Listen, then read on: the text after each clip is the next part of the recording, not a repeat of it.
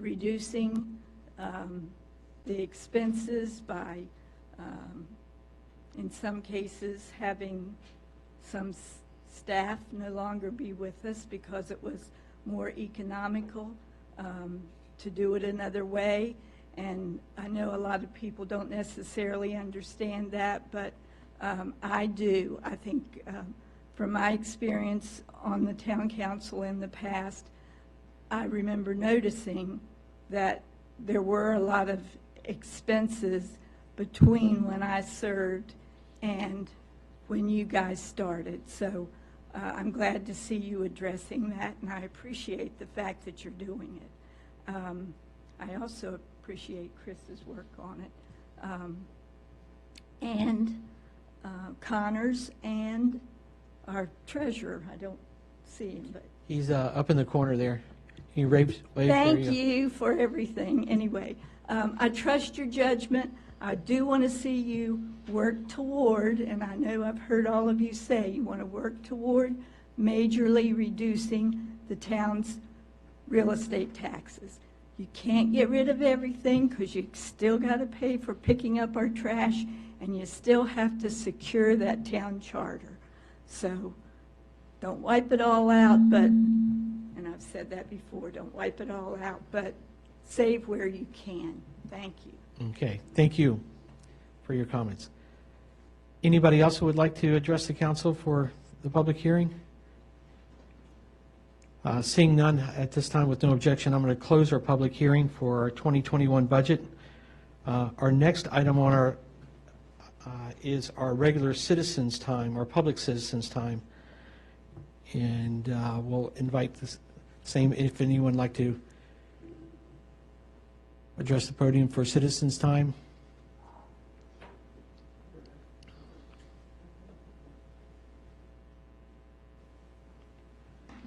Good evening again. Marshant Schneider, 14811 Rising Sun Lane, candidate for council. I would like to address the council and town residents regarding continued assertions that certain candidates for town council question the need for the police department and recent assertions suggesting the elimination of police department staff or town hall staff. As before, I continue to state for the record, I do not question the need for the police department or the town staff, and I support the town police department and the town staff. Also, I'd like to address a recent letter to residents that I have had an unethical relationship with Van Meter in the recent Smith property Van Meter project. In February 2019, 2 months before the project was submitted, I disclosed to the town attorney, mayor, and town planner of my relationship to Van Meter due to my work in Loudoun County and due to the fact that my property abutted the project. I stated that due to this relationship, I would limit my interactions with Van Meter, that I would recuse myself from ARB review of the project, and that I would disclose my relationship to Van Meter should I choose to speak publicly about the project. For the record, I was not solicited to support, nor did I offer support for the Smith's property Van Meter project. No exchange of land was offered or discussed. I did not speak for or against the project at any meeting or hearings at which it was discussed. The record shows this. Switching gears, regarding the town election, I was in favor of a candidate flyer and looked forward to a candidate forum. Obviously, due to the pandemic, this is not possible. The League of Women Voters has reached out to all the candidates regarding a voter guide. The election has been pretty limited in its coverage in the local media. That voter guide can be found at vote411.org/ballot. That's vote411.org/ballot. It's a good guide to assess all the candidates. So finally, in closing, no matter the outcome, I look forward to continuing to serve the town. Good luck to all the candidates. Have a good night. And thank you for your comments, sir. Bob Weir, 6853 Still St. Paul Drive. I'm going to do something unusual tonight. I'm going to compliment staff. I looked at the packet for the budget work for the work session this afternoon, and I'd like to actually commend staff because it seems like they've been listening.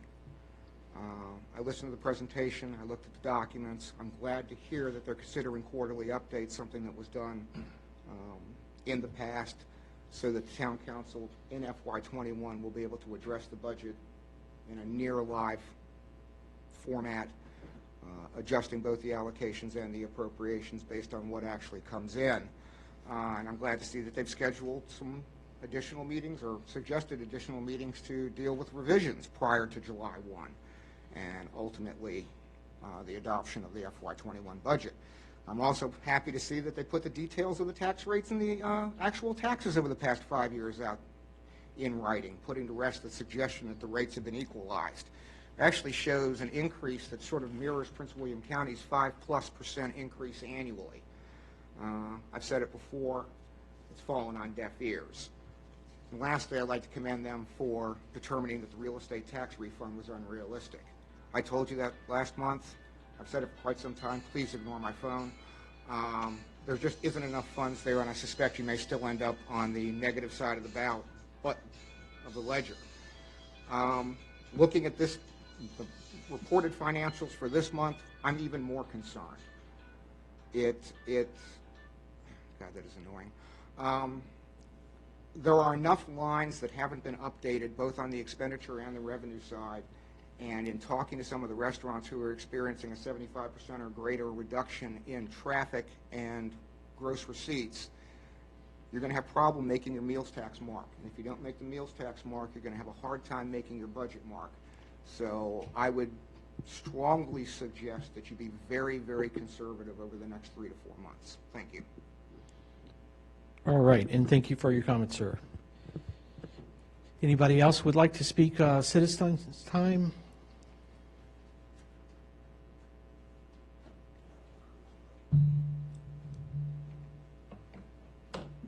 Dottie Leonard, 14801 Washington Street, but I'm speaking on behalf of the citizens for the betterment and harmony of Haymarket and Western Prince William County. There are several things that they asked me to bring up. One, I sort of understand, but some of them didn't, was the speed bump. And I understand because when the person who originally requested the speed bump lived in town, I spoke in favor of it at that time because she had a child that, but they moved out right after we approved it. And what a number of people noticed from looking at the meeting where it was discussed, there were actually 2 meetings that the speed bump was discussed. One was when I spoke against it because of the size it was. It was extremely tall. So at the very least, personally, I agreed with them that it should be not quite so tall. The other thing is that I thought and they thought that based on the report that came from Chris, that it wasn't actually justified based on the speed that had been recorded in the area. I understand where you were coming from. Some of them did not. I know that you had indicated that there was more than one discussion about it. One was that it had been approved, it had been there, it wouldn't be gone except that the road got repaved. Another report was because it had been approved before, it should have continued to be approved. I understand where you were coming from, but what I didn't understand, and none of them did either, is that the numbers of people, we're in a situation where the public can't really come. And I think you said at the last meeting that there were 4 people who didn't want it and 11 who did. And if that's correct, I want to know if my vote against it from the previous meeting was counted in that, if Tony Giuffre's vote against it in the previous meeting was counted in that. And I believe the person who went around getting that petition signed, Ken Larson, I and some of the other citizens thought it was interesting that a number of people on Fayette Street, possibly the same people who signed that petition, I don't know that because you all have the list, but there are several people with his sign in their yard. And the interesting thing about Fayette Street, and one of the citizens in the group was extremely upset about this, Fayette Street doesn't even have to cross that bump. They can get out by just going out on 55, or if they want to go to the other end of town, by just making a right on Jefferson Street. So they were wondering why Fayette had such a large vote, enough votes to kill the opposition. I believe it was help me, Chris, what was it? This Chris, what was the document that we were trying to get passed? Resolution or something, what was it? Correct, it was a resolution. A resolution. That was what they didn't understand, why just Fayette Street had so much power, and then that Ken Larson came and spoke against the fact that the rest of the town was notified. Thank you for notifying the rest of the town. And a number of them wished that they could have come and spoken against it, and they said, we're the ones who we have to go there. If we want to go to Wakeman's, we're the ones that have to cross that bump. So at the very least, they would like it to not be so tall as it was before. That's enough on that issue. The other thing is we're hearing all sorts of things, and I guess you all know by now that the citizens group did a letter expressing their views. A number of them watch the videos of the meetings, even though they don't come to every meeting. And I do come. I've experienced those things. So if people are offended, I'm sorry. But the truth is the truth is the truth. And I had to say that. Sorry it was offensive to some people. I think you all are doing an amazing job. Not perfect all the time, and I'm the first to let you know when you don't. But I'm just saying, I trust your judgment as long as we go by the law and we treat everybody the same, that we're not letting people come in here and speak flowing, wonderful things about someone that's going to build up at the other end of town and say, I know those people personally, and I know they're going to do this and that and the other. And look, they haven't done a thing because they were too greedy. They wanted to cram everything in there, and even the tenants didn't want to be in that kind of situation. And then when we get something really good, like the hotel, that can give a shot in the arm to the whole town, or when we're getting this building painted and a new roof on it for a fraction of the money that some people were wanting to spend, and other people have the nerve to say, you all aren't doing your job. You're doing your job more than I have seen in the last 17 years. So keep up the good work. Get elected. All right, and thank you for your comments, ma'am. Does anybody else would like to address the council? Mayor, if you don't mind, Yes. there was an email from a citizen that I'd like to read to the record. Sure, that'll be fine. Thank you.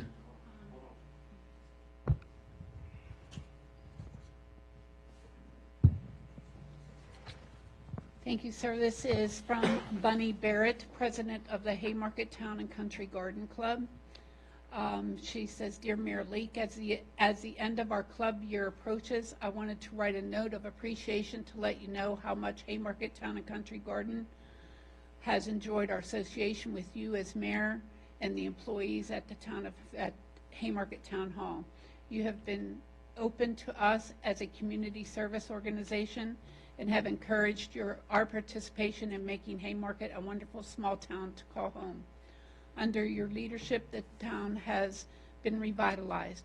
Vacant buildings have been removed and new businesses are opening. We thank you so much for making us a part of the community and look forward to working together with you and for the town of Haymarket. Sincerely, Bunny Barrett, President, Haymarket Town and Country Club. Okay, all right, thank you. Thank you for reading that. Any further citizens who'd like to speak? If not, we'll go ahead and close citizens' time at this time. Our next item is our minute approvals. We're on page 11 through 18 for April 6th's regular meeting.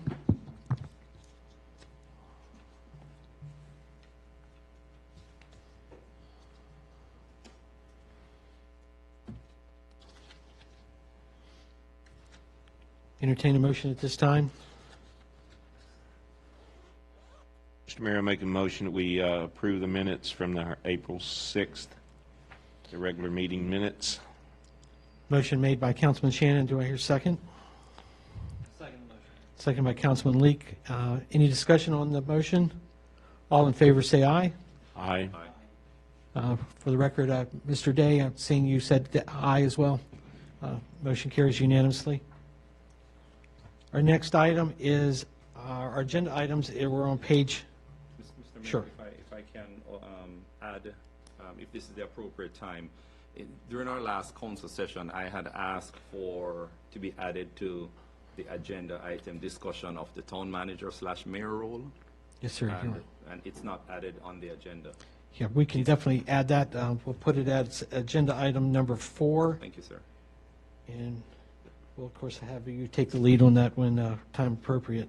Thank you. And also, it's good because I think we have our attorney here that's very familiar with our town, as well as I think there was a pass out that up here on the dais as well that kind of references. Make sure that Mr. Krim has a copy of that. All right, no objection for that. Next item is our BB&T refund. We're on page 19 to 20 of our packet.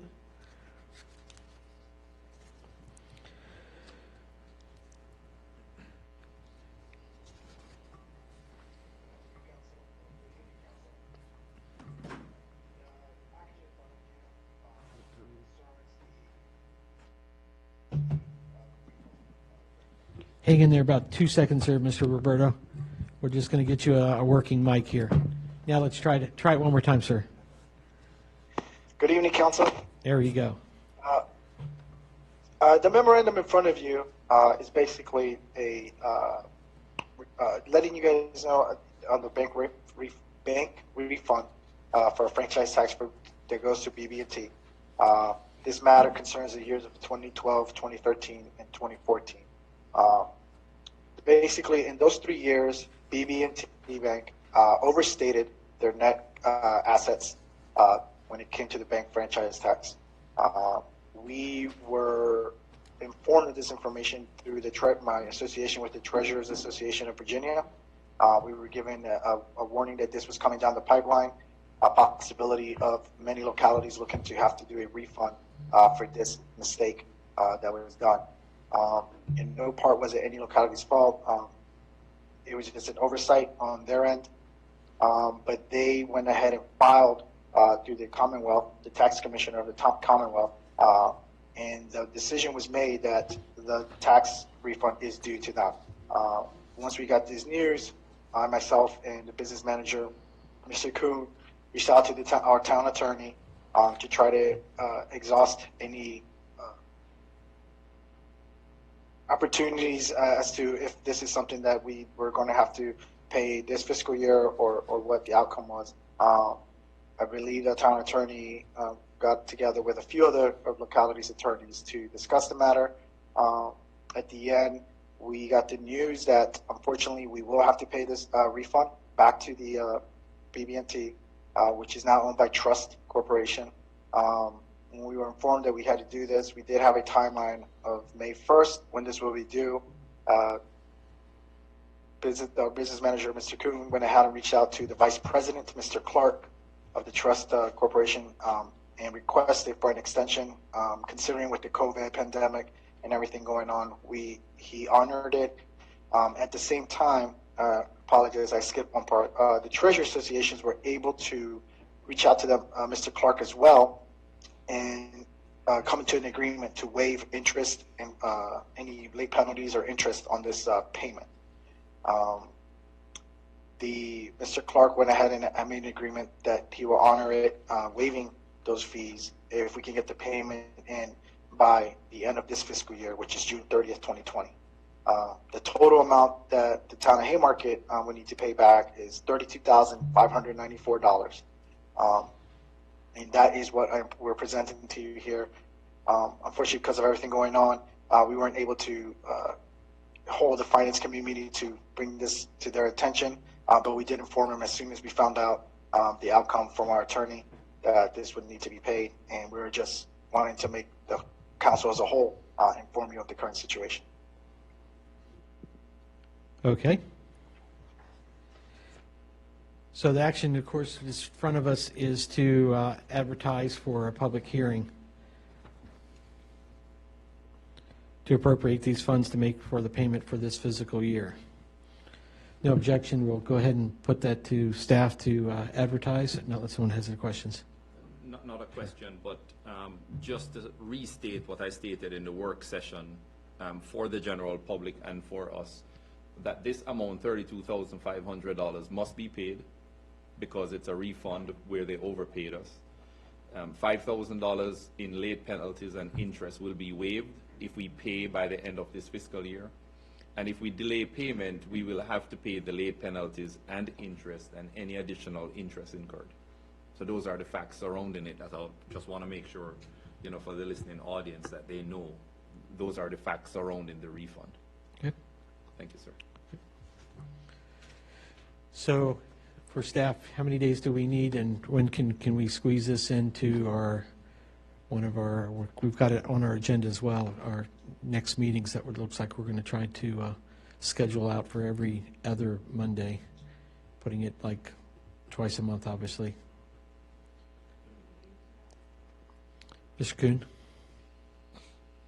If we're planning on having the next meeting on May 18th, that wouldn't work. However, if we're planning on May 25th, which is Memorial Day, we would be able to hold that. But my suggestion would be, we know that we're going to have that June meeting, so if we have the public hearing for that June meeting and move forward, We could still be safe. then we can decide the budget work session meetings later on. And correct me if I'm incorrect, Mr. Krim, we'll be able to take action after the public hearing. Okay. All right, so with no objection, we'll go ahead and have staff schedule that for that time. So that'll be the June 1st Town Council regular meeting. Okay, so noted.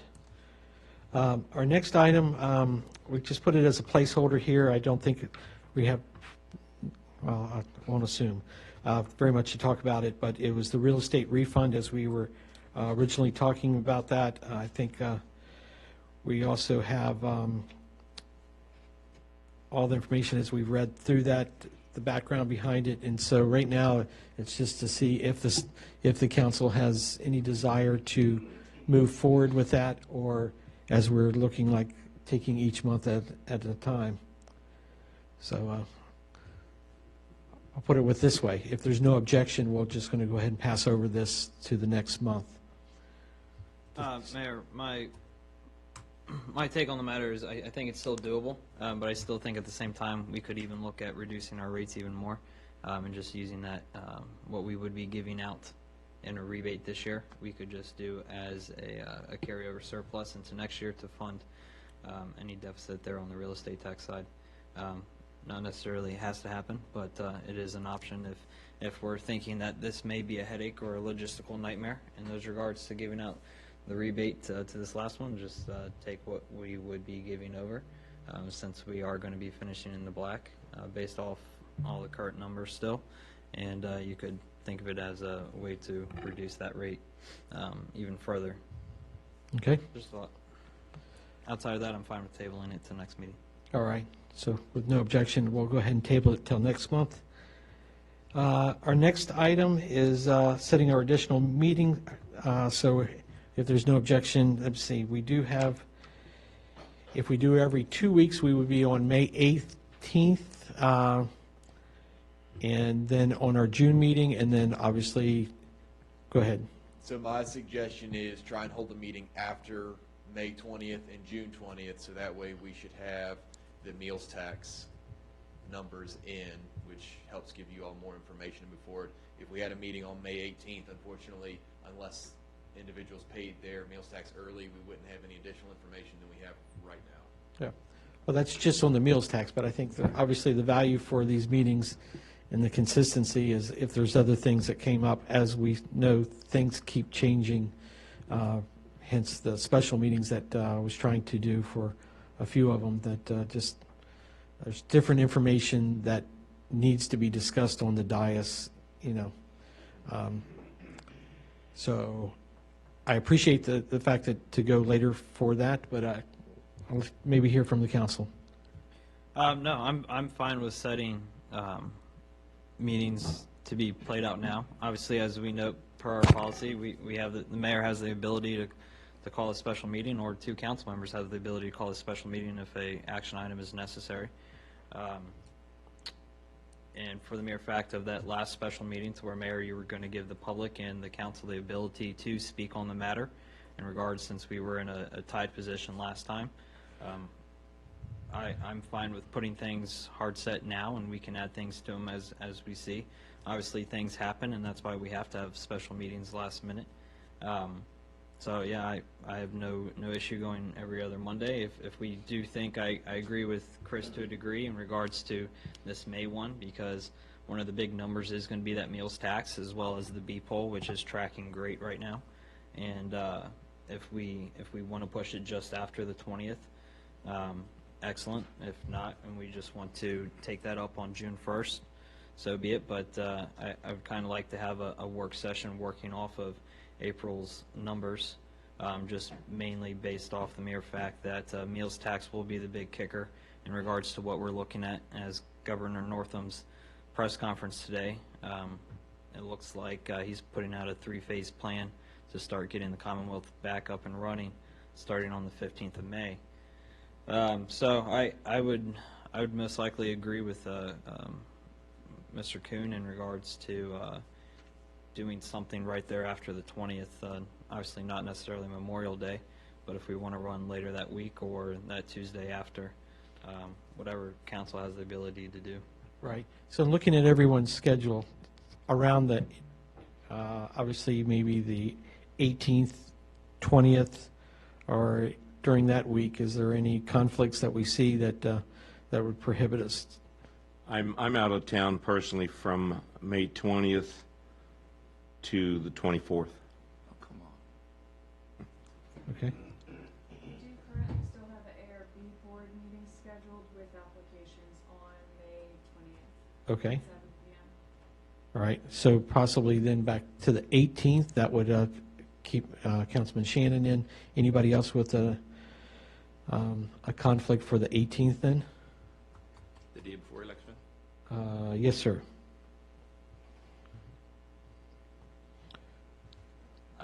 Is there a way that we can do it after the 20th? Or, excuse me, I know Mr. Shannon doesn't come back till the 24th, 25th. Are we able to do it after that, after Memorial Day? I know it's a week before our regularly scheduled meeting, but if we're able to hash out any type of budget, as we stated, we have deadlines to make for these public hearings Right. at our last meeting. Or, I mean, again, What about 26th, Tuesday? I know it's the day after Labor Day. I'm good with it. Is it good? Chris? Tuesday the 26th, Mr. Morris. How about you, Mr. Day, in the background too? Yes. 26 would be fine. Okay. Okay. All right. That's. If I think looks like we got a consensus of that, and then we'll do the. Yes, sir, ma'am. Yes. Mr. Mayor, could I point out something too about these, when we talked briefly, that these, just for the listening audience, this is not cost in the town. as far as our salaries. We've waived our salaries. So there's no additional cost as far as the council. Correct. Regardless of how many meetings we have. So Right. just wanted to point that And out. just to point that even further, for example, our attorney's time, typically on these off meetings, we have the ability of not having the attorney with us for these other meetings. So literally, the staff's time is adjusted, so there's no additional staff time. And the only consideration would be whether or not we want attorney present or not. So, but yeah, thank you for pointing that out, because, yeah, that's important to know. Okay, I think then we have at least a schedule for what we're going forward for May and June.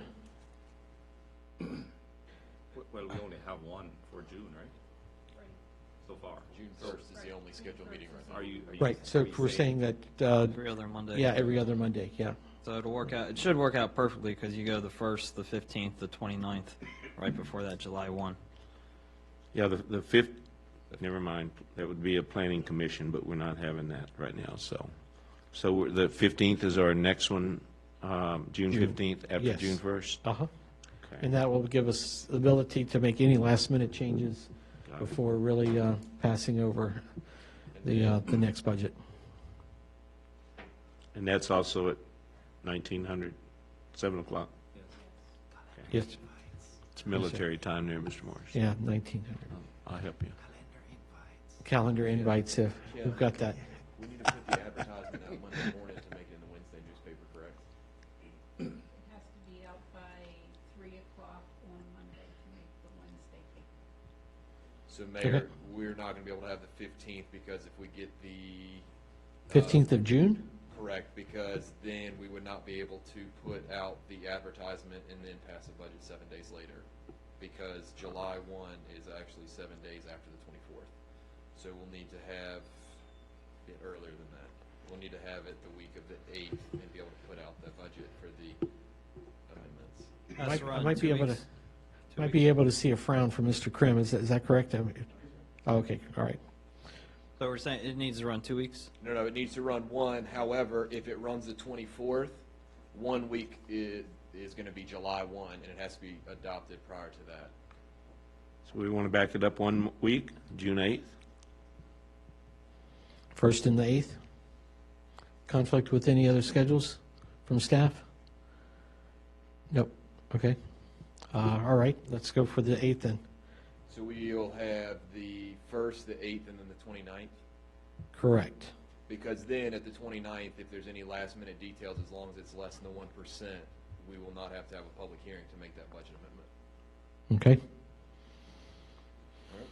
All right. Our next item is our additional item. Mr. Morris, I think we had, if I remember right, we had some public comment. You weren't here, Mr. Krim, for questioning about the town manager versus business manager versus mayor, and someone quoting some statutes, but maybe we'll let him explain it, and then, is that what you're asking? No, not at all. I mean, Okay. the Wait a minute. legalities, I'm not here to discuss the legalities of it at all. Right. Actually, the attorney who was here answered it correctly. Right. And that was the whole aspect of that questioning that I had for the attorney, because we had a citizen that said it was illegal. Right. So my questioning to the attorney basically rebutted it and said, no, it's totally fine. So my whole intention of bringing it as an agenda item, number one, it's not for the legality of the mayor as town manager at all, because it is legal. Let me speak slowly, because it is legal. And it is not, the reason for me bringing it up is not a conflict of interest concerning the stipend that the mayor receives, because the mayor invests more time than any one of the council members, I believe, except for Connor, who lives here. But you invest more time, and you're not compensated for that time. So those two issues are not what I'm discussing. When I came on board in 2014, we did have an organization chart as far as the type of government that we would have, which would be a council manager type of government.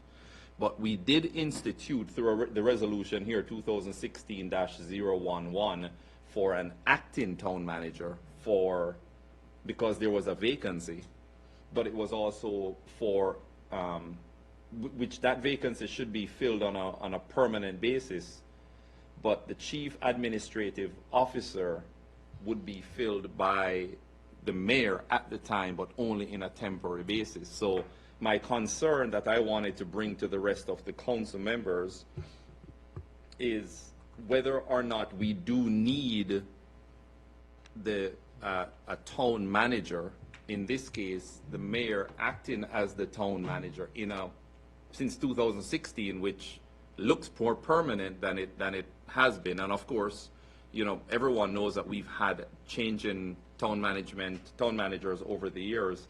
But the reason why I was bringing it up for the rest of the council is to see if there is a need for it, now that we have a competent manager on staff. But not just that, my personal views, and I want to insert that this are my personal views, it's the perception of having an elected official as the chief administrative officer.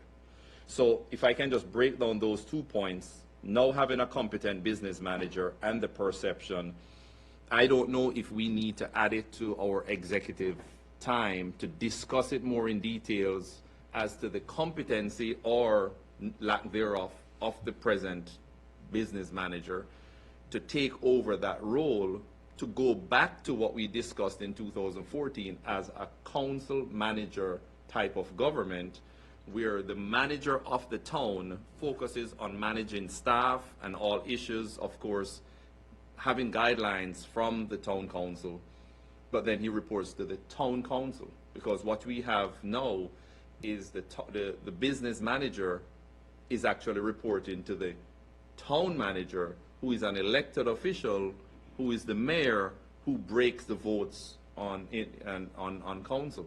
So I hope I captured my whole heart in why I want to share it, because we are supposed to be a council manager type government.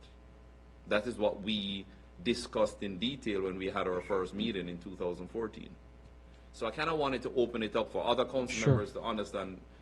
Yeah, and I think we're legalities of it at all. Right. Yeah. I'm totally fine with you're totally fine being it, but Right. when we had this resolution, it was supposed to be on a temporary basis. Right, and I think that there's maybe some confusion there too, because there are government, as this government, as it was chartered, basically had no town manager, gave the ability to hire a business manager per our charter.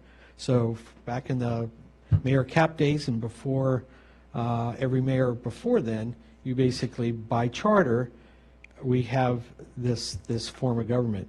I know that we thought about going to Richmond for different things, and maybe what you're thinking is maybe of changing our type of government. I'm not sure that we'll get this from Martin, but I'm not sure a resolution.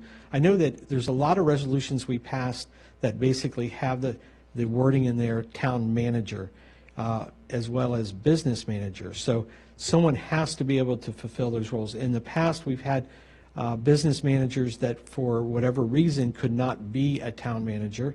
And going in the past, as we probably remember that they literally could not be it, so we appointed the business manager.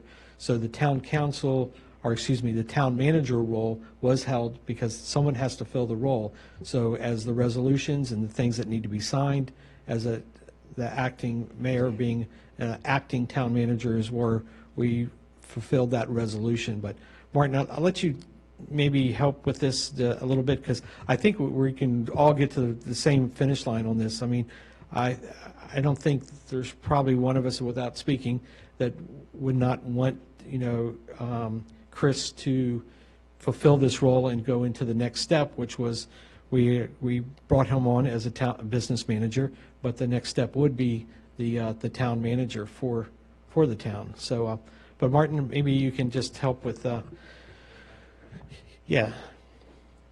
And then if there's anything that would need to be discussed, I mean, the ideal way is this being done in open, not unless there's some performance reason or if there's something that need to be discussed performance-wise of why we would not want to do that. But I can tell you that as far as I could see, and And what I've been very much impressed of Chris, that there's no reason why we shouldn't be making him the town manager, in my opinion, at this time. Yeah.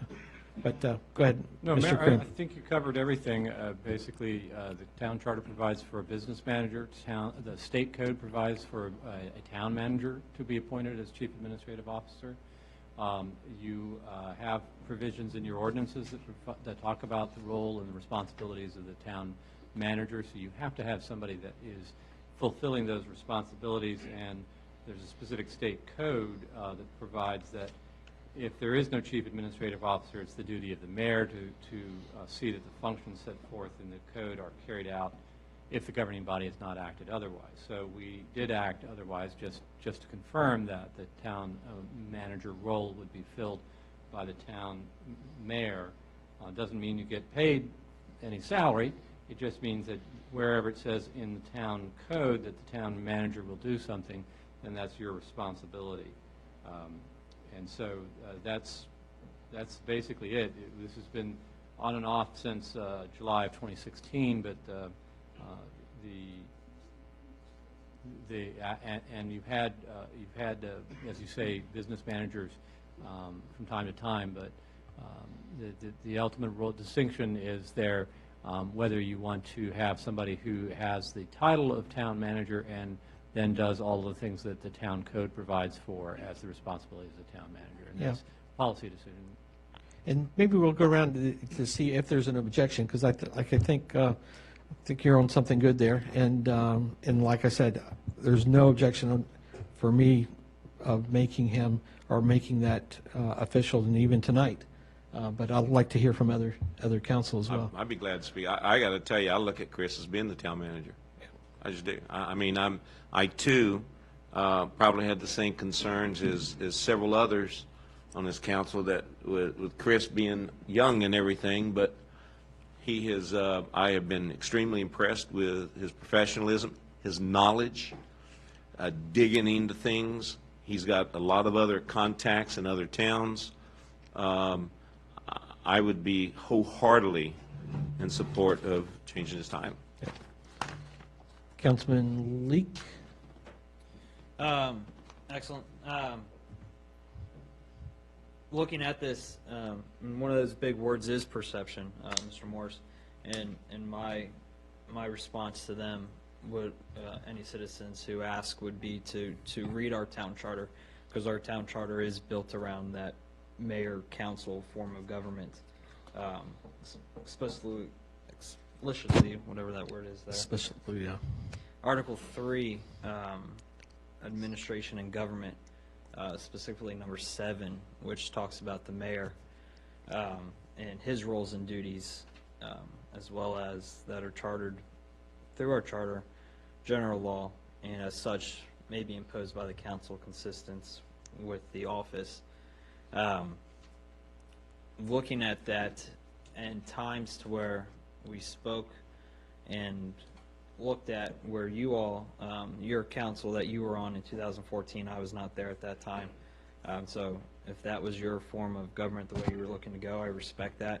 And as councils have came and gone since then, we've had town managers come and go, and it was almost to the point to where Mr. Shiro looked at us and said, we don't know if you actually need a full-time town manager to be able to run this form of government, with having a mayor that is capable of being here all the time and looking at things. We had the instance to where we didn't have I think our first town manager was Mr. Gene Swearingen. Swearingen, yeah. Swearingen? Yeah.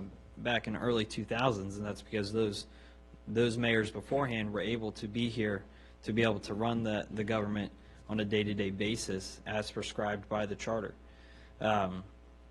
It's no knock to Chris at all. I think Chris does a great job. But at the same time, before we were to move forward with any type of thing, I think that we need to have a evaluation, whether it be I know we've passed his 6-month mark, but whether it be a 9-month evaluation, a year evaluation, to sit down and review in depth exactly everything that has been completed, pros and cons. Any type of good job review comes with pros and cons, and be able to tune and fine tune to be able to get him to that full position of being the town manager, if that's the way that council is looking to go. I know I would be in support of it, but I would like to have a sit down and make sure that we're having some sort of evaluation, because I don't think any such evaluation has been done yet, to be able to make sure that he understands where we're at and where we're wanting him to be able to take over that role on a long-term basis. Okay. Councilman Day? I have no objections to Chris Kuhn being the town manager. I thoroughly appreciate Connor Leake's thorough explanation, though. That was very helpful. So I definitely appreciate that. I have no objection to continuing with Chris Kuhn as town manager and giving him that title. Okay. Councilman Panthy? I have no objection to Okay. title as a town manager. All right. Great. So, Martin, what would this entail? Form of a motion? Well, I mean, so you had a suggestion from Councilmember Leek that Right. you have do an evaluation, and I think that's wise to do two things. One is to do a level set about where you are now, and the other is to set expectations for what his responsibilities would be going forward.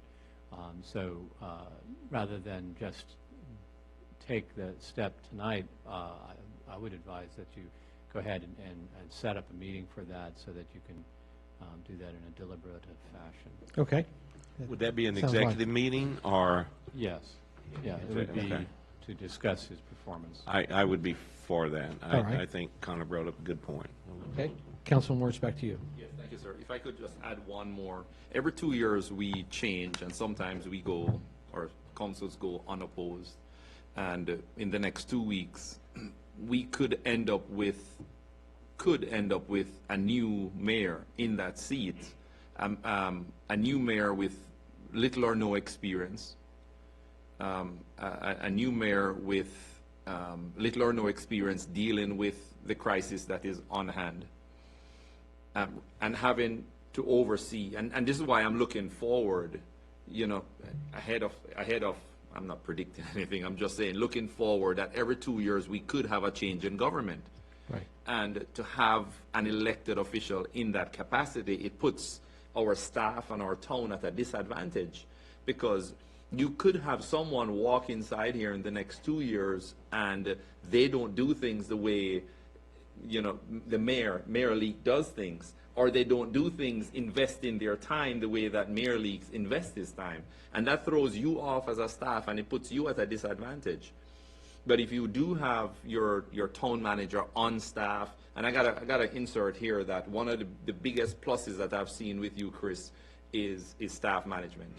That has been the area that we've suffered the most in the last 6 years, managing the staff that's here.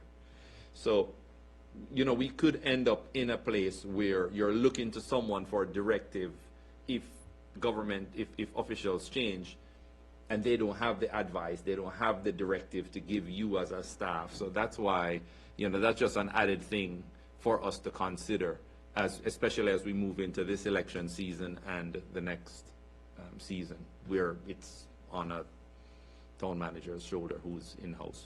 Okay. So with it, because I agree with what you said, I'm confident on a couple of things as to who's going to be sitting in that seat. Is this something our 1 June meeting that we could have executive session to We could. discuss it? Yep. And then come forward It with a might motion? give us a little bit of I time prefer to- to do sure. it before this council ends. I don't know if the correct term is executive session, but what Mr. Leak suggested was the Performance review. Performance review. Yeah. Whether it be done by the mayor and 2 others, You know, that's how we did it, right? A mayor, 2 Typically, others? yeah. We've done it several ways, Yeah. several I may have different people. misunderstood. I thought we had to go into executive session to discuss. No, executive But we- session to do the review. Got it. Review. Got it, Review got it, has to got be it, done got it. privately. I'm willing to do whatever needs to be done. Okay. I'm good with it. Yeah. Prepare today if you'd like. No, you're not. Yeah. You're not wearing that tie to perform. Thank you for hearing me out, Mr. Mayor. All right. No worries. I think that's what we'll do. We're gonna take some time. We're gonna put together and figure out to properly do his performance review, and then possibly go into our next meeting with executive session to discuss the findings and then everything that would surround that as well. Okay. I do have one item to go back to, setting the additional meetings for May and June. We do need to pass the resolutions with those dates added in, which it's on page 24. So somebody can adopt that resolution. 24 of the packet? Yeah. It's actually 23, isn't it?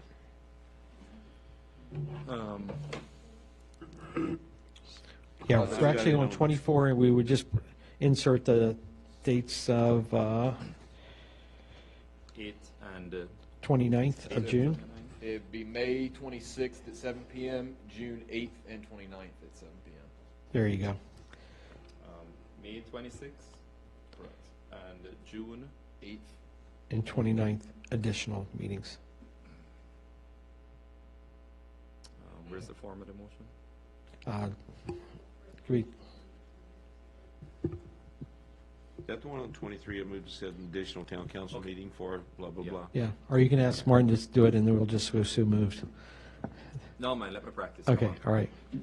on. Form of the motion is. I'm just Yeah, kidding. yeah. So, yeah, as Ms. Henry indicated, the resolution 2020-010 has the blanks for those additional dates, which, as I understand, are May 26th, June 8th, and June 29th, all at 7 p.m. Right. So that would be the motion. So moved. Okay. And second by Councilman Shannon. Any discussion on the motion? All in favor, say aye. Aye. Aye. All right. No one opposed. We are on a unanimous decision of that. Our next items, we're in department reports. Or do we want to take a short break? We're like 5 minutes. I mean, if I just want to be. Mr. Morris probably needs a break for 5 minutes. No, I just need to find out if we need to add to the executive session the other item. Okay, yes, yeah, I could discuss with attorney. Okay, so why don't we go with a 5-minute break? We'll be back at shortly after 8:15. All right, thank you all. Okay, thank you. Thank you, Chris.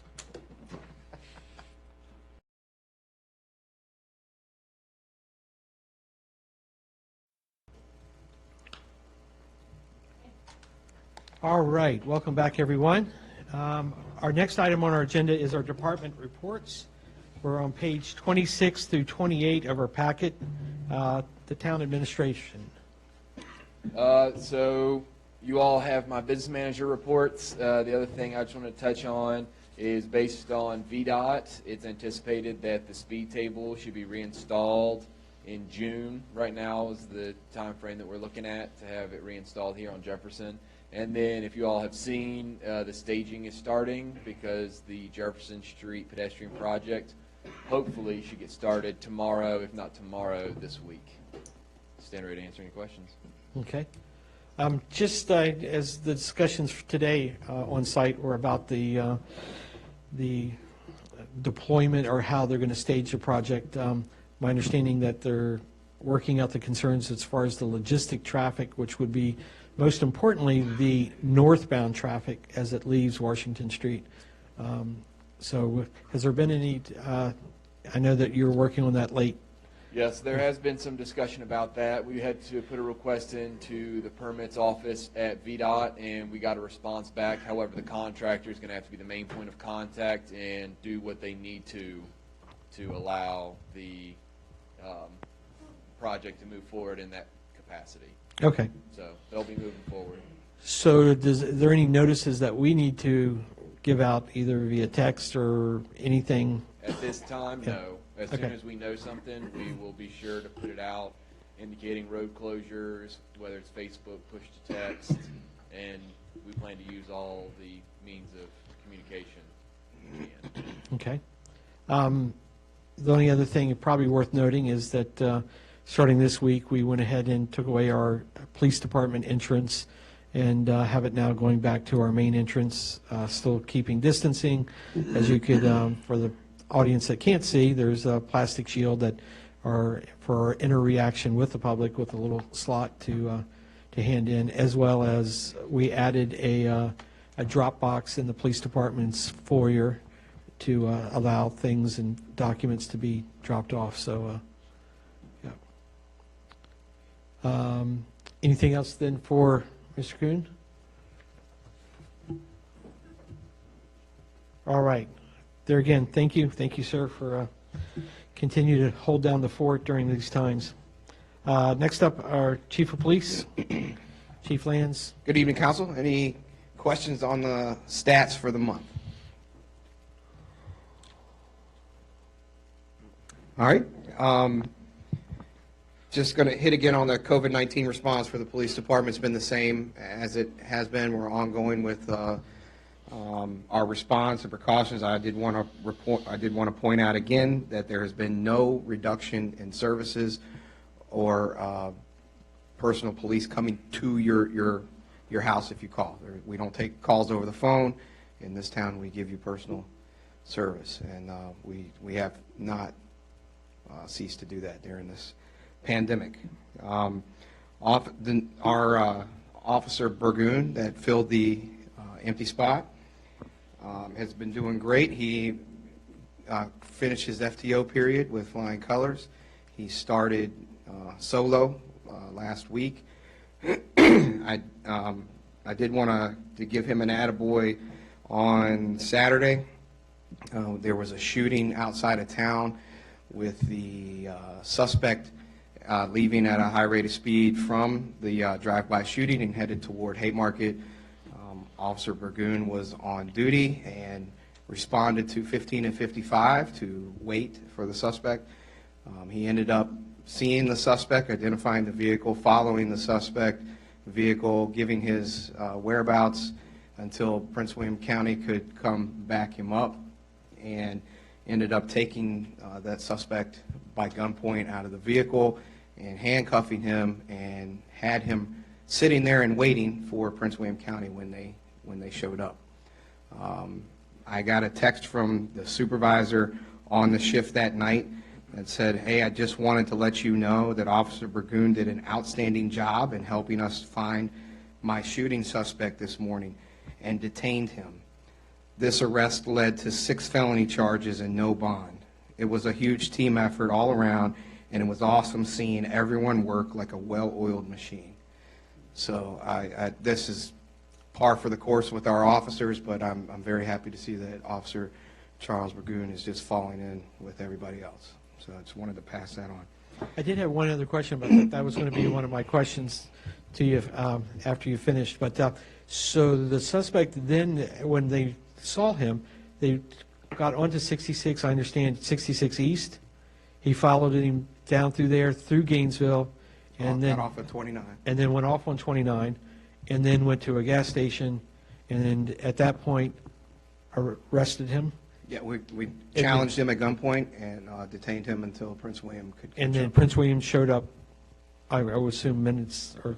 Yes, they were coming to the scene to help us out, but they were all headed that way to the shooting, and then when the suspect was coming this way, they turned around. So Understood. Okay. Yeah, great job. another instance of us assisting and working well hand in hand with the Prince William Police Department. Yeah. Okay. Then the last thing I have is we were able to get a Walmart grant again for $2,500, and that will be going into the equipment line item to be used for something toward public safety or traffic safety. Okay. Any questions? Not a question, but following up on a conversation that we had and this may go towards the town planner too, correspondence with construction sites. If we could preempt dealing with construction sites to make sure that they have properly trained individuals if any road closure is going to happen in the town. That means maybe doing an initial contact with them to let them know that, because I've seen the vehicles there backed up at times and guys just standing out there without vests, you know, holding traffic to have vehicles backing into that place. What we want to maybe just be a little bit more proactive to reach out to them to ask them what they have in place and tell them what they could do. And I'm sure Steve could offer, you know, some suggestions of the type of equipment that they need to wear if they're in the street. Because my understanding is that unless they're trained, they cannot be in the street.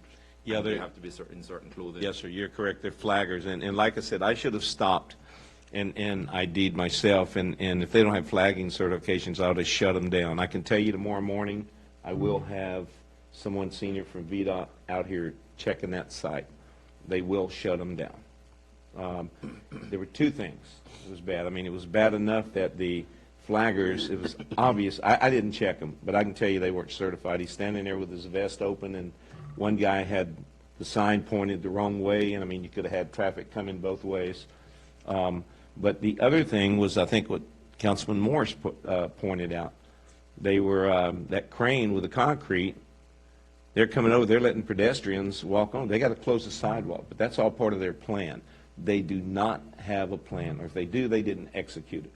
And again, I'll have my counterpart, the guy who replaced me in Prince William, tomorrow morning. They're going to be out checking them, and they will shut them down. They But on need the to do friendly it side, safely. the friendly side of the town, I don't know if it warrants us reaching out to them. So either the PD throughout that plan- project and other projects that have gone on in town, but that specific project, I have seen them completely shut down the road before, and we've stopped and told them they need to get out of the way. Also, they like to stop in one lane and unload lumber. I've stopped that several times. So we are making contact with them.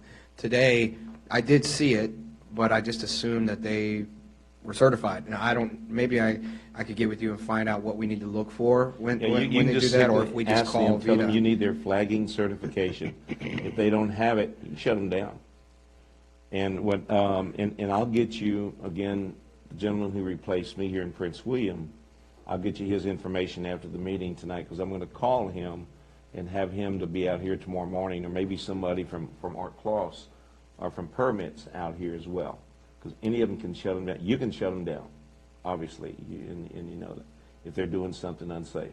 Okay. But when I see flaggers standing out there, and the flag, it's a 20-minute course they take online. They get their certification. It's just got to be signed. But they're standing out there with their vest open.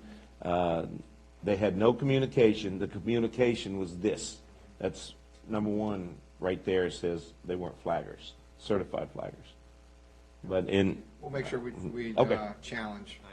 I just wanted a softer. That's important. Me bringing it up, just, you know, maybe I'm getting old, but I was just thinking about having a softer approach from the town staff to their point of contact.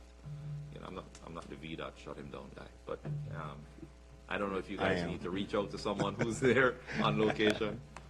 Yeah. So, Chief, because that's going to help you, Chief, especially, you know, that's going to help you having that contact there for future things that may happen there. You know, they know you, you know, build on that rapport that's there. So. Further questions for the chief or comments? Sorry, Mayor, not a question, but more of a comment. As we go through budget season, obviously, Chief, one of our biggest line items is the police department. And we do a phenomenal job with community engagement, with community policing, and you have put this department into a total community-oriented aspect. And it sometimes gets overseen, the other things that you all do behind the scenes, which are the drug busts, which is pulling weed and cocaine and fentanyl, all these items off the streets on a daily basis, the DUIs that we bring in. I mean, it's crazy because a lot of folks sometimes, and I read a letter over the weekend, which sickened me in regards to some folks running for office and questioning the funding, I believe was the choice of words, and how do we support these services in the future. And I don't know how that can even be a question. This police department is here for our residents and for our businesses 24/7, 365. I think, Chief, you and I had a conversation once to where it was, we pay officers for what they may have to do. It's that phone call when you hear someone breaking into your house in the middle of the night, and the mere fact that maybe your husband is not home, your wife's not home, and you're nervous and you don't know what's going on, and those officers are the ones that come kicking and screaming and finding that perpetrator if that's happening. I hope you know that, and I think I can speak for everyone on this dais, that we're in full support of this police department, and we appreciate everything that you all do, especially with the county. I've spoken with a lot of sergeants and lieutenants in the county, and they just decreased their number of officers on duty from 15 to 12 because they're understaffed. Not because they're not hiring, they are hiring, but people are leaving. And to think that we would still be able to have this walkable town to where someone would be slowing traffic down and keeping us safe within our half square mile town. I hope you know that all of us on this dais, and I think I can speak for all of us, greatly appreciate everything that you and each one of your officers do on a daily basis, because none of us here put on a bulletproof vest to go to work. We come up here and we sit behind this dais, or we go to our day-to-day jobs, but we don't put on a uniform, and one of those accessories is a bulletproof vest. So I was sickened to read that letter, but I want to make sure that you know that this dais supports you 110%. Thank you, sir. And to add on to that, and that you do it with staff that is so dedicated to this town. I mean, that's remarkable that you're able to pull 24-hour coverage with this limited staff. If anything that we need to be doing is investing more in this growing, as we see the problems continue happen every day, morning, noon, at night, that this is the investment that we need to continue to invest into and not take away from. Yeah. All right. Enough said. Anybody else that would like to say anything about the chief? Otherwise, we'll go to our... No. Yep. All right. I did miss one thing I wanted to tell you. Over the weekend, I think Sunday, we did have a problem on 66 where the Laney construction crews that are drilling underneath 66, they're doing what is called fracking, and ended up splitting the lane just outside of the, just on the inside lane of 66 right here at the on-ramp from 15. Split the lane, VDOT had to be called out, the ramp had to be shut down for a little bit, then they opened up one lane and closed down the inside lane, which I don't know how long that was closed down, several hours, before it was fixed. So if you heard about that, or it may happen in the future. I mean, you never know where that water and mud and material is going to come out of. So. And just to point out too, because I was coming through town and saw just how bad traffic was backed up all the way to Chick-fil-A, and I went down to see what the issue was, and I talked to Sergeant Shaver was down there along with the trooper, and Sergeant Shaver, we were talking about the traffic. He was going to come up and control the light so they could get traffic moving, because state had that shut down. I don't know if he had to do that or not, but because in fact, I was the first one when they opened up to be able to go through, and Sergeant Shaver was coming back up to work the light to get, because traffic was horrible coming through here, because the eastbound ramp was completely shut down. So, typical, great job. All right. All right. Anyone else? Otherwise, we'll move on to our next department report. All right. Our town treasurer, we're on page 30 to 40 in our packet. Good evening, Council. Just a few updates I actually wanted to give you guys tonight concerning Beeple. I know that's one of the big questions as how is that revenue looking, that stream. I'm happy to inform you, Council, that as of right now, as of today, the town has collected $169,946,000 of the 195 that we have budgeted. With that being said, I still have a few of the bigger businesses that have not submitted yet. We have, as you recall, in the last meeting, extended the business license due date to May 31st. And going from last year's trends and numbers-wise, I'm looking at there's about 50,000 out there yet to be submitted to the town. We have collected a little bit over half of the businesses that we do have in town registered. To me, it's a positive outcome as of right now. As far as the meals tax, as you saw in the presentation, those numbers are there. I have yet to encounter any business owners that are having difficulty. Not to say that that won't happen, but everyone has seemed to appreciate with us working with them.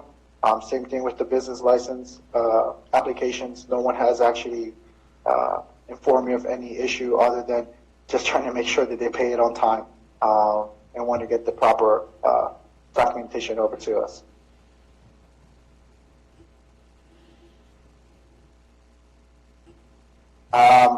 That is one of the updates I wanted to give. I'm not sure if there's any specific questions you may have of me, but I'll be glad to answer.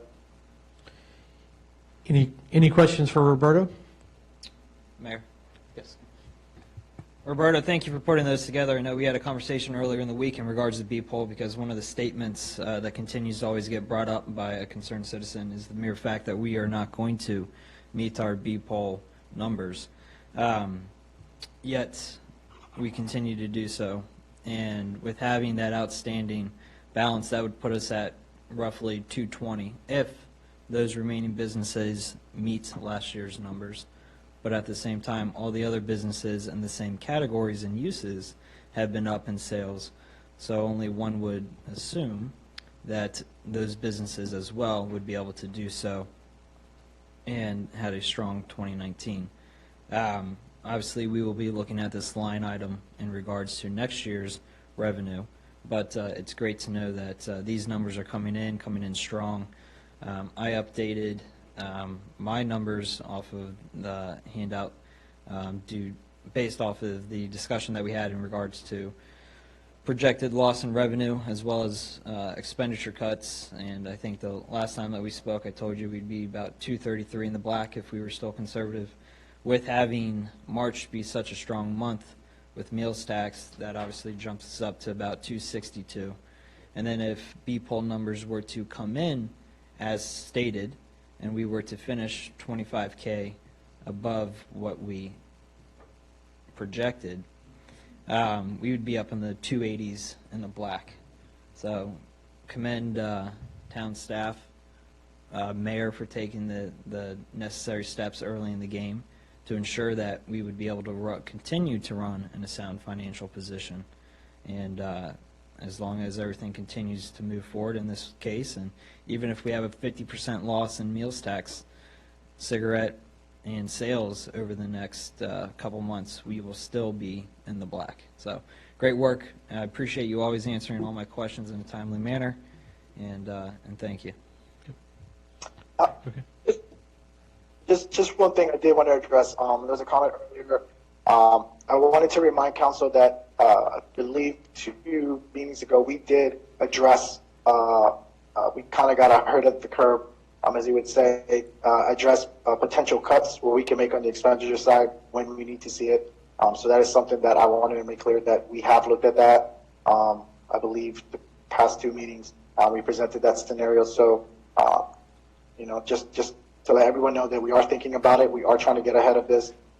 So we just are looking forward to May and June to see what we have. All right. Okay, any further questions for Roberto? Seeing none, we'll go ahead and go to our town planner report. We're on page 41 and 42 of our packet. Are there any specific questions tonight? Well, it's exciting to see a new business coming online and watching it transform into what will be a viable walking business in our town. Yes. Have a little construction problems, but we're working through those, obviously. Yes, speaking of that little business, with two requests. One of them is they were hoping to get council's blessing to use a photograph of the museum to release a special wine bottle that would have the museum photo on it. It has their logo at the top, and then they want to call it 1862. Does anybody know the significance of the year? When Chris was born. It's when our town was burned. So they want to wrap in the local history and have one of our most historic building represented, as well as a very significant year for us. So they've asked for the blessing from council to proceed with using the photograph, if that's something that, council is okay with. I can talk to them about that. And then the second thing is they're also looking at a soft opening on Saturday for curbside pickups. And this will just be something quiet they're trying to do, as long as their construction goes well and continues this week. Big if. All right. So no photograph from Mr. Skinker, huh? Didn't want to do that. No? Okay. No. Can I ask the question that's on everyone's mind? Go ahead. Is there a kickback to us No. using our picture? No, I know you all been it's not. thinking it. They get to be That's able, what I'm thinking. they get to be able to say No. Haymarket, Virginia, and probably on the underneath the Is picture. it copyrighted? Do we have a copyright on that? It's a photograph, I believe, that they can Still easily can go be, is it take the copyright? photograph No, themselves. no, they could Use go it. out there with So a no. camera and take a photo of it and put it on a label. They can? Unless we have it, unless we have the I go to your copyright. house, take a Please picture of don't. it. My roses Put on look a good. So they're just asking for the blessing and Yeah. want to do the I don't see right that. thing to ask. Well, let's see if there's any, there's no objection to, for the using of this. Before you go to that, it was 1862. Is that just on them? They wanted that? That's what they date? chose. So I did Okay. ask them, because they did let them know, the town was founded in 1799, and they understood, but they wanted to do 1862 so that when people asked, they could share the story of the town being burned during the Civil War. Could we set a condition that the next wine is, the 17? Predates Yeah. the first one. Yeah. Oh, I'm sure that they might. Tax the bottle. There you go, Ms. Dottie. More revenue. Okay. So with no objection, yeah, tell them that we're honored that they'll, including the name of our town and a photograph as well. That's great. Okay. Other than that, you see the progress there. As Chris mentioned earlier, we have our sidewalk project starting up officially tomorrow. We're coordinating with them on what they're going to need for doing some stormwater work here at the intersection. As soon as we know more, we'll put that out. Van Meter plans to issue a site plan or submit a site plan to the town in the June-July timeframe. This is something they're currently working on, but due to COVID restrictions and teleworking, they're a little behind there. Chairman Cottle has asked for the Planning Commission to not meet until we have regular business on the agenda. So for that, the comprehensive plan updates have been paused for the time being.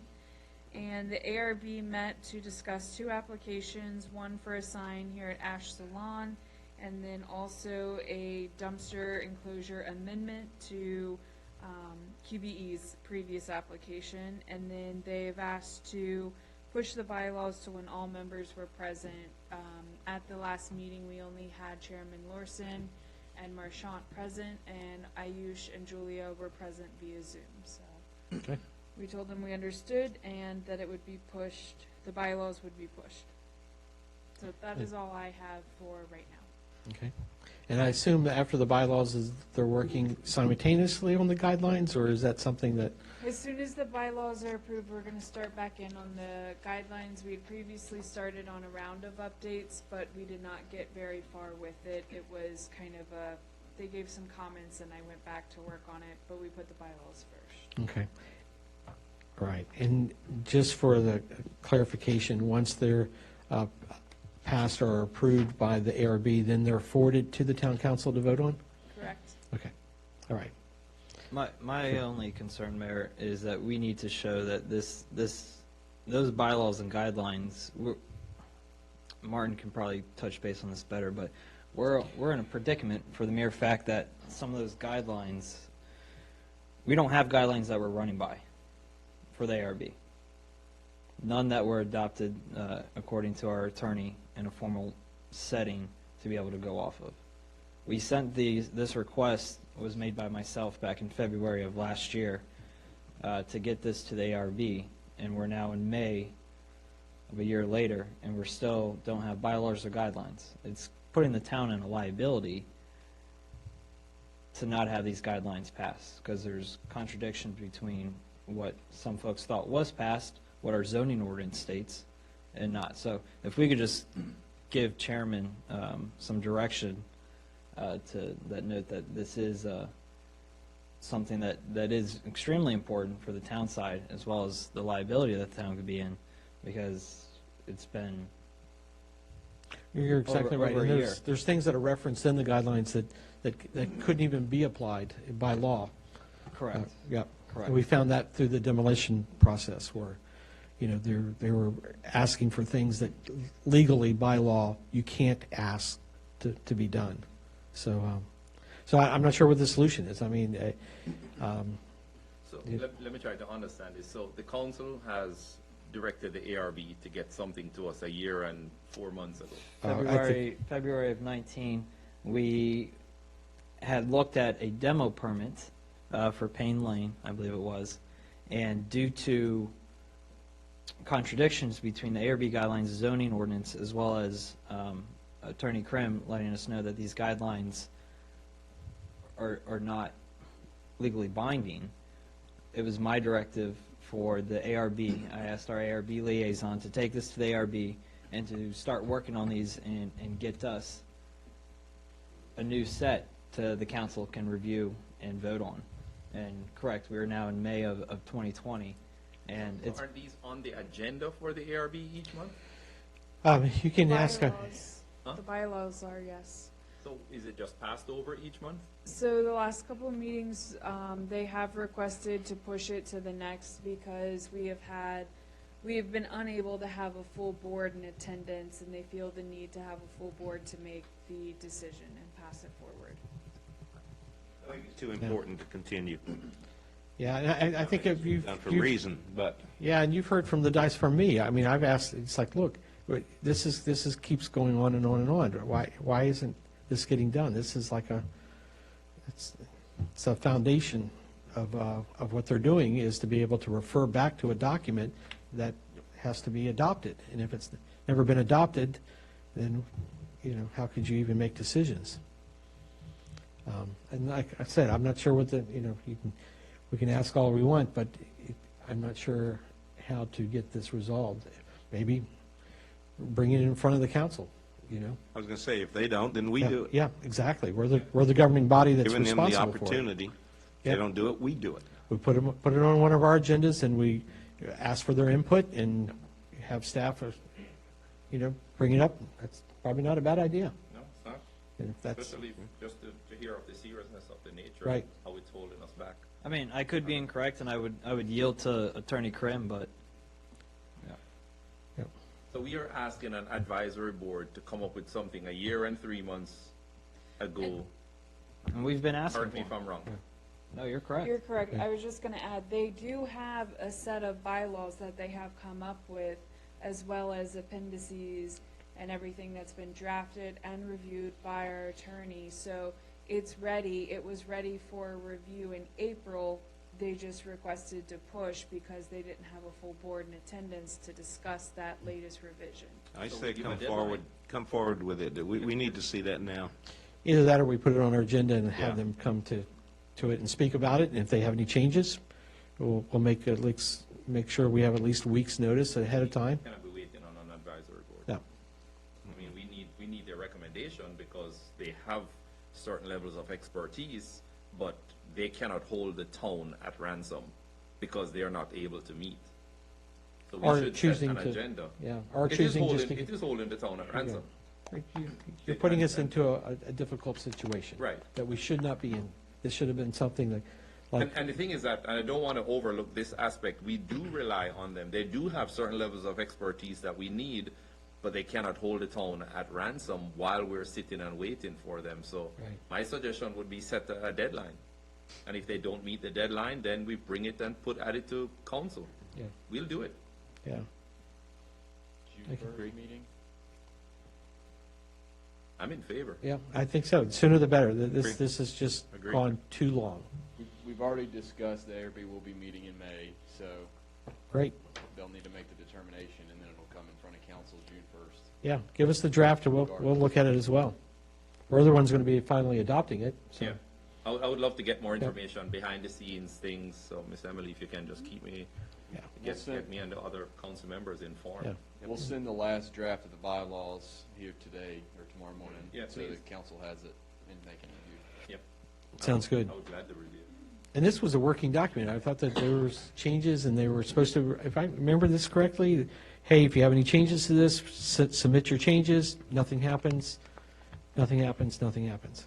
I mean, you're shaking your head yes, but I want you. Yes, that's correct. Okay. When we had discussions during the meetings, changes were mentioned during the meetings for staff to go back and make, and those were made, and then same thing would happen the following meeting.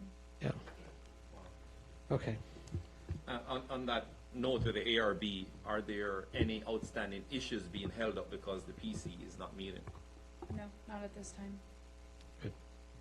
And is there an emergency way for them to deal with an issue if it comes up that needs The attention? Planning Commission? Yes. Chairman Cottle did say to notify him as soon as an application comes up, and they will meet. He just didn't want to be holding meetings with no active applications. Okay, perfect. Good. Perfect. Good point. All right. Next up, anything with our engineers report or on page 43? And if not, any questions for that?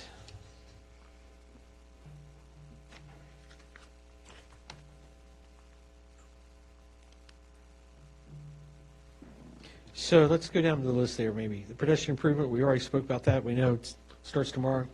Actually started today, been digging and stuff. Mariah spoke of that intensely. Haymarket Hotel Venture provided ENS approval letters. So their DEQ came back. Yes, Yeah. everything's been turned back over to Haymarket Hotel. It is now in their hands. They have their deed documents with our comments on them, and we're waiting on resubmissions, and we're waiting on them to bond the project. Okay. Fayette Street, Zupan property, Crossroads Village, no update from the Meladon Group, my understanding. No update. Okay, The last correspondence was Mr. Wooten came to speak directly to town council. right. Okay. Any update on McDonald's and that entryway that they were looking at? Oh, yeah, here we go. I will follow up with them this week and get you an update on where they're at. All right. With that, any questions? Mr. Mayor, Sure. if I may, I remember a few years back, we had required, when we had the town inspector, that he would give a report, and it was a report from all the departments. I was privy last week, thank you, Chris, for inviting me. I was privy last week to be on a phone call with the attorney, which, I don't usually get on the phone call with the attorney. But I get to realize that the attorney has been doing things behind the scenes. Now, I must confess that I think I have knocked you more than anyone else on council. But I'm wondering if on a monthly basis, without, and I have proper wording here, as long as it doesn't violate any confidential issues, what are some of the town-related items that you are working on, and if it pleases the council for the attorney to give a monthly update on things, and of course bearing the whole confidentiality issue, if you can give us an idea of the things that you're working on behind the scenes, because I got to realize last week on the phone call that you are working. Yeah.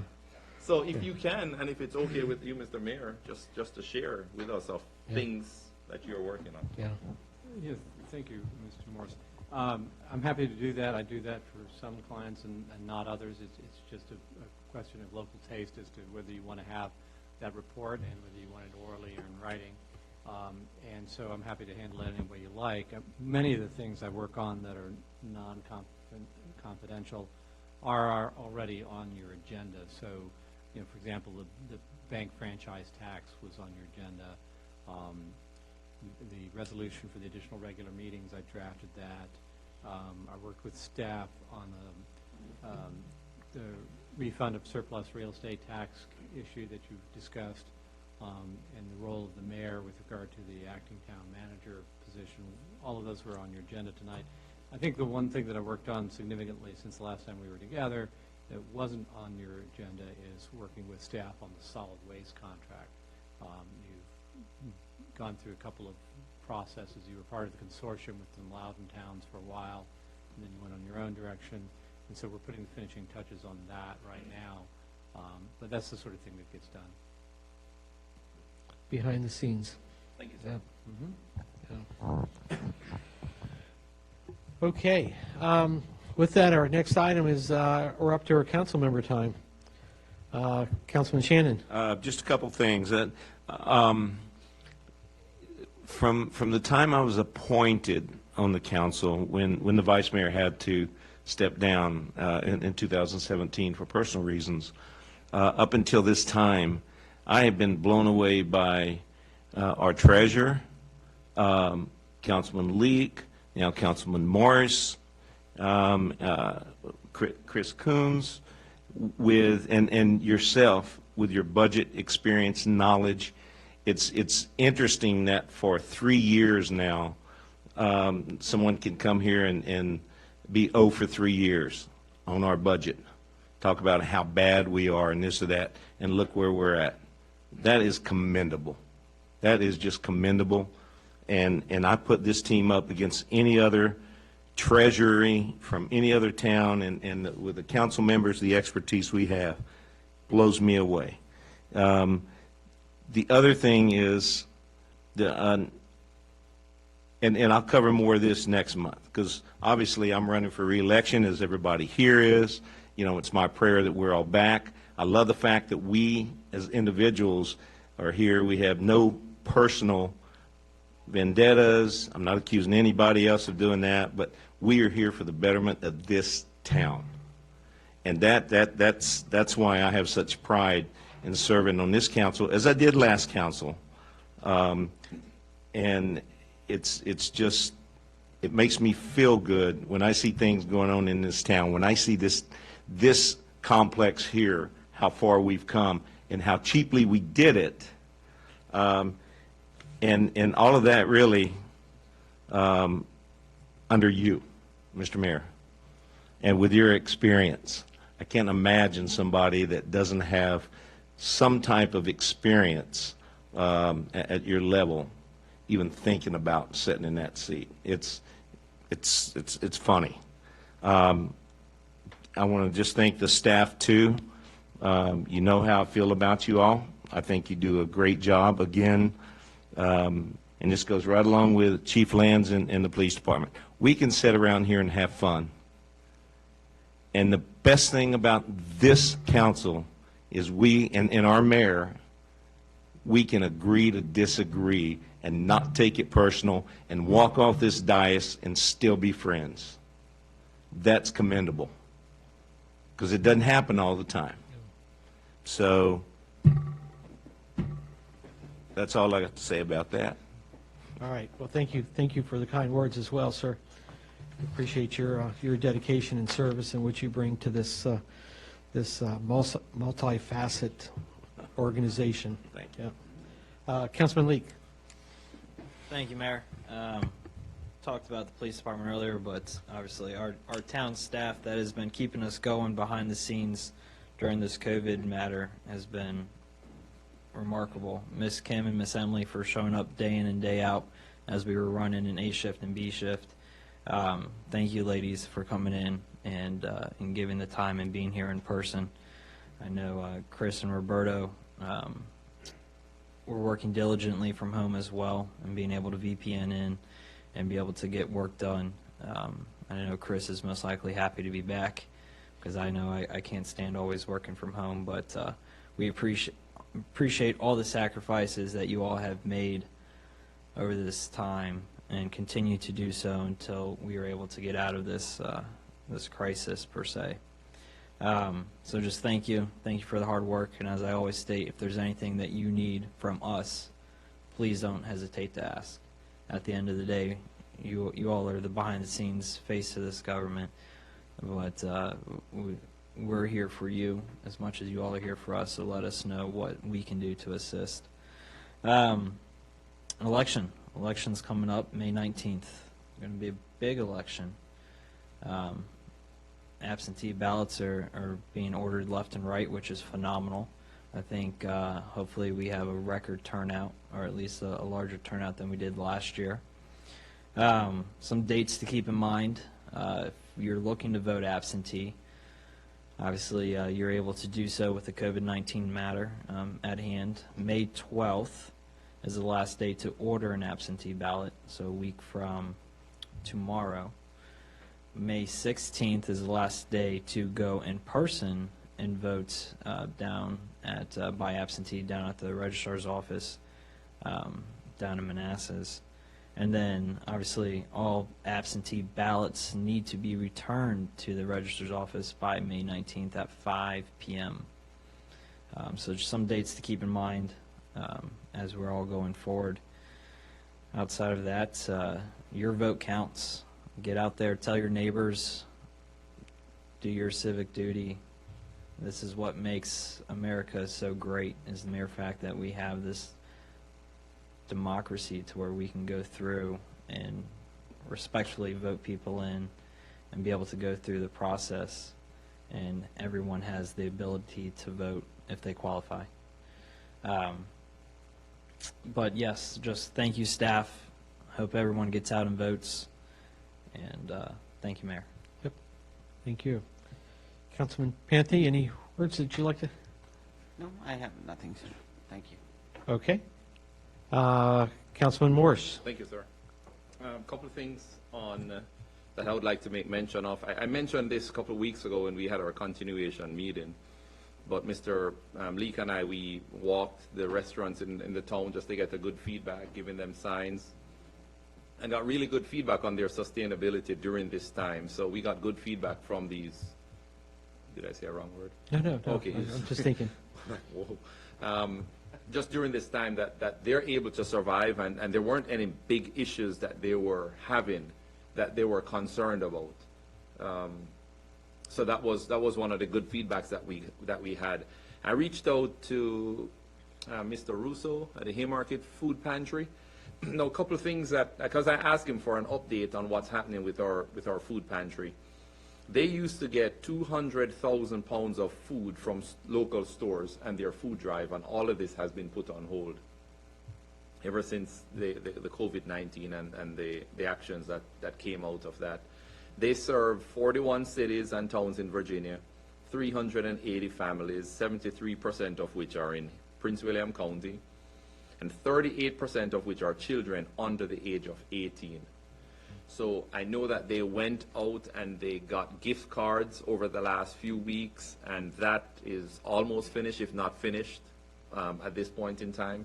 And they're still accepting donations, but the best thing Mr. Russo mentioned was just to direct people to the website. So for the listening public and for those who are here, the Haymarket Food Pantry is still operational, but the best way to get through to them is through the website. I reached out to Carry to Full Term. I'm still waiting on some responses, and hopefully I'll be able to share and maybe put it on I'll talk to you, Emily, maybe put it on the website once I get more information from them. And my last item is vote411.com. I just went on the website. It's pretty neat. You know, you get all the information that Mr. Leek mentioned a while ago, but it does give you all the details at the tip of your fingers, just to encourage residents to go out and vote for this election. So, sir, thank you. All right, great. Councilman Day.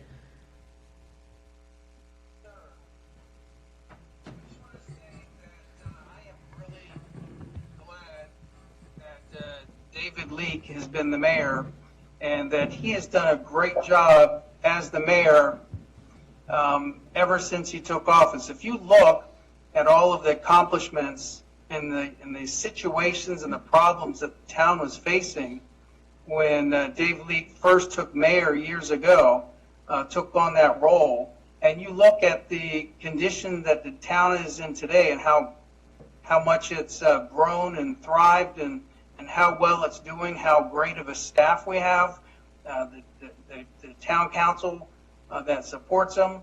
I just want to say that if anybody can look at the track record of David Leek as mayor and not say that he's done a great job, they're just not paying attention or they don't want to see it. So I just want to say that, you know, for me, I am really glad that we have had such a great mayor at David Leek as mayor of the town of Haymarket.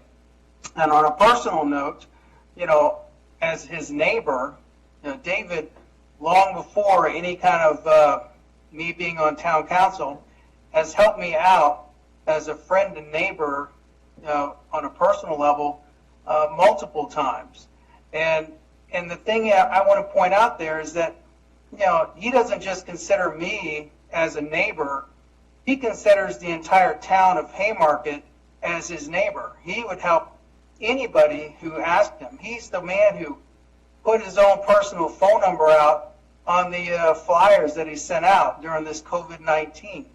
You know, I just want to say that of all the people in the town who could be mayor, I don't think anybody cares about the town as much as David Leek cares about the town.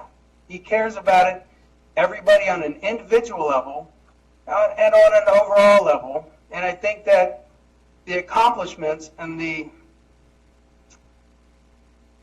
way that the town has grown and benefited from him being mayor are obvious.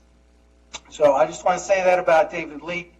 And as far as the rest of the town council, you know, I hope, without me even saying anything, you know, I hope everybody knows that, you know, everyone on the town council I hold in the highest respect, everybody.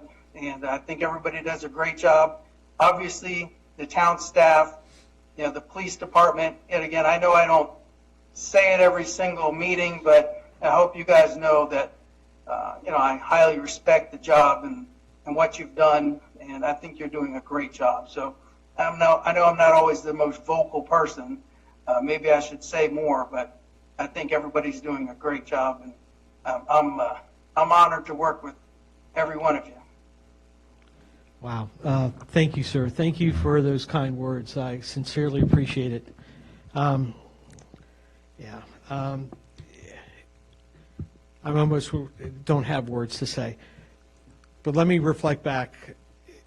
As everyone looked at this flyover that happened, I was fortunate enough to get up on top of QB's building.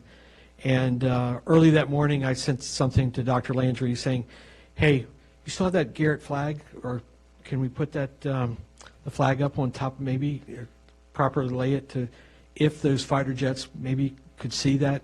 And he said, what an awesome idea. Let's do it. And I kid you not, as those fighter jets came over, it was almost, as you saw that white smoke, the steam come out, it was almost they gave the word, and seeing that American flag and that stream of smoke went by, it was pretty special, a special moment that I'll never forget.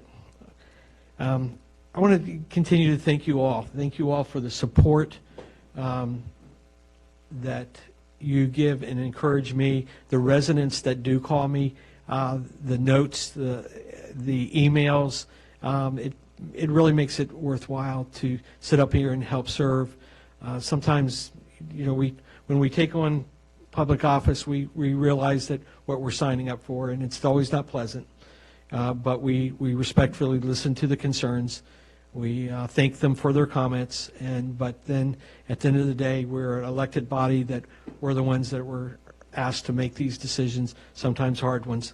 So I think our staff. I also think sometimes we don't give credit for our attorney. He's been here for some really tough times as I look back in our somewhat dark history as we came and got the light and continue to hold the light for this town. And I thank you for continuing to be there as a mentor, to be able to give wise wisdom and always looking out for the town's best interests too. But so yeah, I guess that's all I have to say. There again, I appreciate it. Appreciate all the kind words that you all have to say regarding that. And this election, I think, is a very important one. It's as being elected before, I look this as probably the most important election that this town has right coming up in 2 weeks.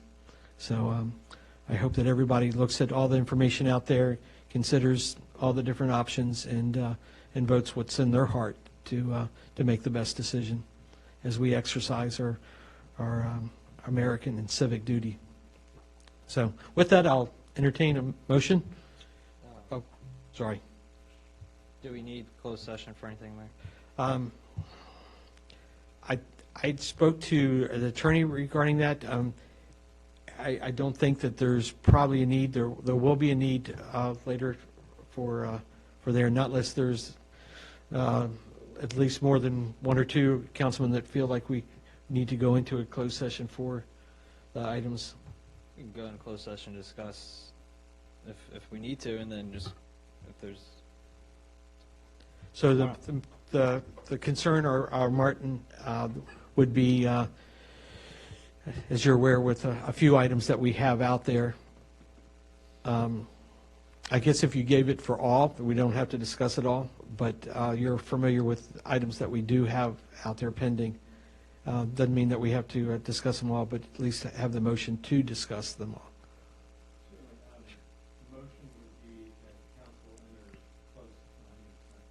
Sorry. The motion would be to enter closed session as permitted by Virginia Code Section 2.23711A1 for the purpose of discussion of the performance of specific public officers, specifically the town business manager and members of the ARB. Okay. All right. Motion's been made by Councilman Morse. Second. Second by Councilman Shannon. All in favor say aye. Aye. Great. We'll be back shortly, and Robert, we'll figure out a way. We're going to bring you into our closed session there. Okay.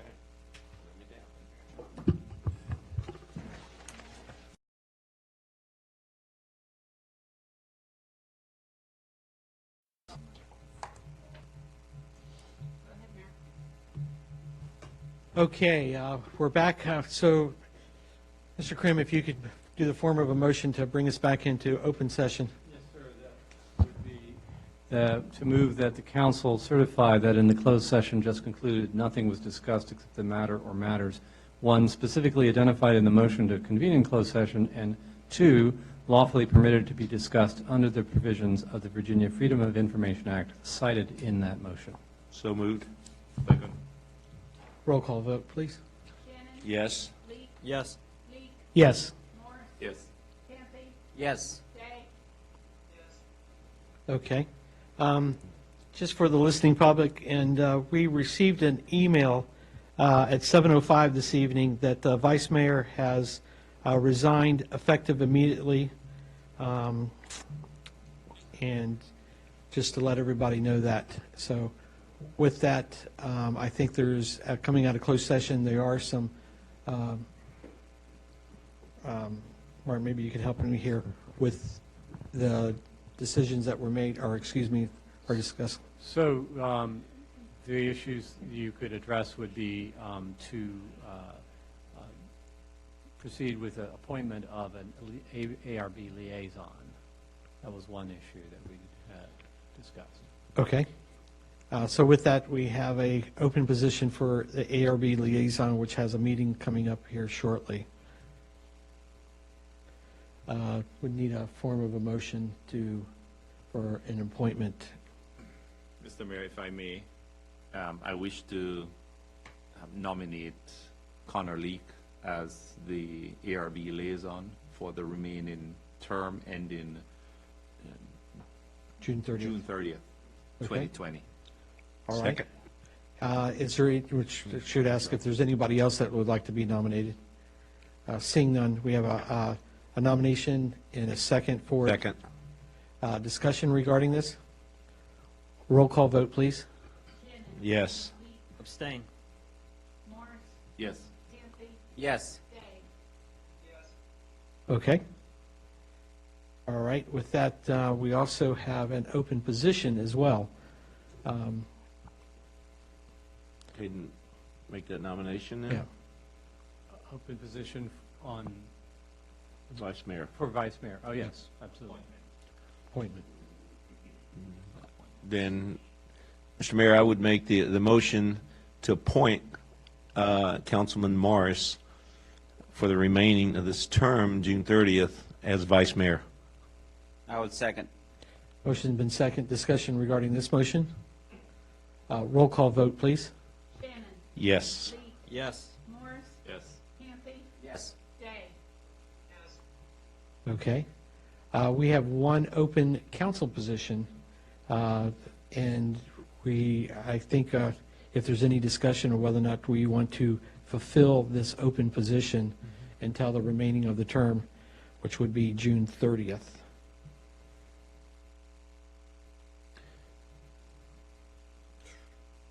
I'd say we'd put it off to our next meeting. Yep. Okay. Agreed. All right. What else were we missing? That's it. All right. I think that's all we have for them this evening. I'll take that motion for adjournment. Mayor, I make a motion to adjourn. I second. All right. Any discussion? No, that's right. Discuss. All in favor, say aye. Aye. All right. Thank you all very much. Appreciate it.